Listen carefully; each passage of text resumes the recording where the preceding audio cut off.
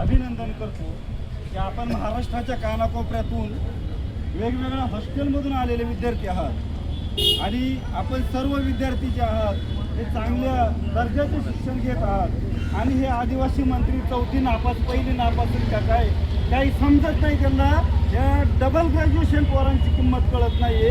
पण ह्याला मंत्री बनायचं का? अरे याला संत्री सुद्धा बनायचं. ह्या मंत्र्यांचा पहिल्यांदा अशा मंत्र्यांचा जाहीर निषेध. ह्या मंत्र्यांना आहे ना यवतमाळकरांनी इथून पुढं याला त्या यवतमाळमध्ये उभा बी करू नये. जर याला उभा केला त्या यवतमाळमध्ये जनतेला लागलेला कलंक आहे आणि हा कलंक समाजाच्या कपाळावरचा कधी पुसला जाणार नाहीये. विद्यार्थी बांधवांनो, तुमच्यातलेच भोसरी मधले विद्यार्थी होते. आज या ठिकाणी 25 विद्यार्थ्यांना विषबाधा झाली. काय दखल घेतली या मंत्र्यांनी? लाज वाटली पाहिजे या मंत्र्यांना. आदिवासी प्रकल्प यांच्या ताब्यात, विकास विभाग यांच्या ताब्यात, नाशिक मंत्रालय यांच्या ताब्यात आणि हे मंत्री कायचे? आदिवासींचे. आज धनगर समिती, बंजारा समिती स्थापन करतात. लाज नाही वाटव यांना. अरे मूळ देश ह्या देशाचा मालक आहे, आदिवासी आहे. कुठून कुठून लोक आली बाहेरून आणि आदिवासींच्या बोकांडी बसवायची. लाज नाही वाटत का यांना? या मनुवादी सरकारचा प्रथम जाहीर निषेध केला पाहिजे. का तुमच्याकडे आम्ही काही कुंडल्या काढायला बसलो नाहीये. तुम्ही आमचे नोकर आहेत, आम्ही तुमचे नोकर नाही आहेत. आम्ही मालक आहेत या देशाचे.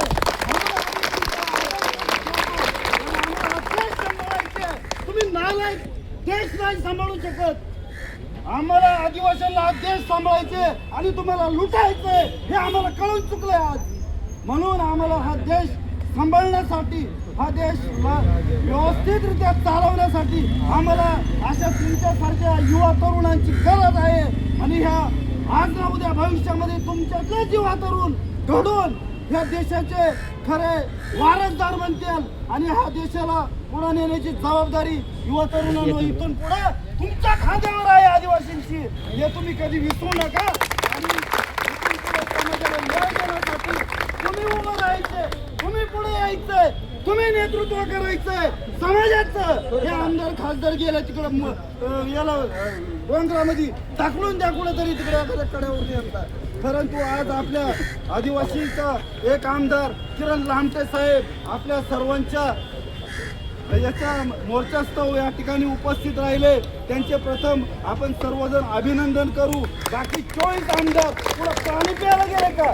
त्या लोकांना पाणी पाजायला गेलेत. आपल्या धरणाची जागा, आपल्या समाजामधल्या जमिनी, आपल्या लोकांचे सातबारे आणि पाणी यांच्या बापाला द्यायचं.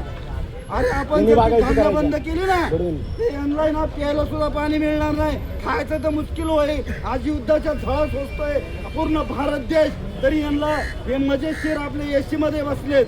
लाज नाही वाटली पाहिजे यांना.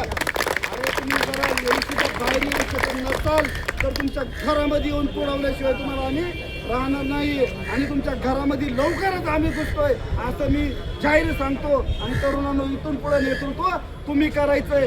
आमदारकी असो, खासदारकी असो, पंचायत समिती असो, जेडपी असो, बिंदास उभा पक्ष कोणता असो, परंतु त्या ठिकाणावरती तरुणांना तुम्ही उभं राहायचं. कारण तुम्हाला पिंजऱ्यात बांधून ठेवलेले एक ह्या समाजाने एक पिंजऱ्यात ठेवलेले काही हे उडते पक्षी झाले नाही पाहिजेत. परंतु आता इथून पुढे तुम्ही उडायला शिका, पुढा पडा.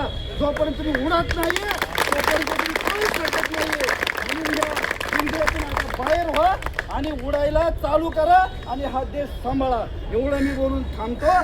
जय आदिवासी. एक तीर एक कमान, सारे आदिवासी एक समान. एक तीर एक कमान, सारे आदिवासी एक समान. बंजारा समितीचा जाहीर निषेध, जाहीर निषेध, जाहीर निषेध. बंजारा समितीचा जाहीर निषेध, जाहीर निषेध, जाहीर निषेध. हैदराबाद गॅजेट बंद करा, बंद करा, बंद करा. संविधानाचा जय जयकार करा, जय जयकार करा, जय जयकार करा. बाबासाहेब आंबेडकरांचा विजय असो. डॉक्टर बाबा